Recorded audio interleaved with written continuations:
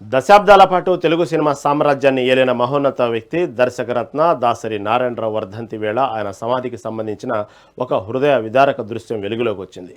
దాసరి నారాయణరావు, ఆయన ధర్మపత్ని పద్మ సమాధులు ఎలాంటి సంరక్షణ లేక చుట్టూ పిచ్చి మొక్కలు, చెత్తాచెదారంతో నిండిపోయి ఉన్న వీడియో సోషల్ మీడియాలో తీవ్రంగా వైరల్గా మారింది.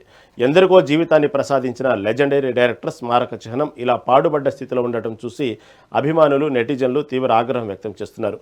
కన్నవారి సమాధులను ఇలా వదిలేయడం ఎంతవరకు న్యాయమంటూ దాసరి వారసులపై, అలాగే ఆయన పెట్టిన భిక్షతో ఇండస్ట్రీలో స్థిరపడి ఇప్పుడు పట్టించుకొని కొందరు సినీ ప్రముఖులపై సోషల్ మీడియా వేదికగా మండిపడుతున్నారు.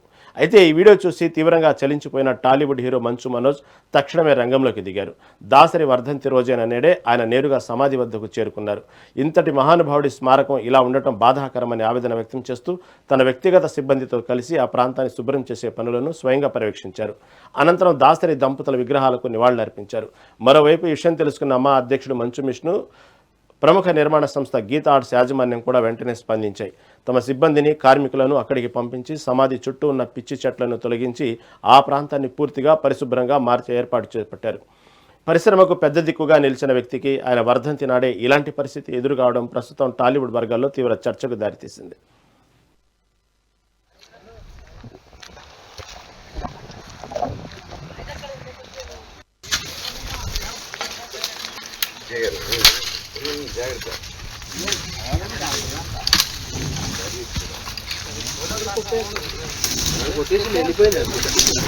పడేయాలి.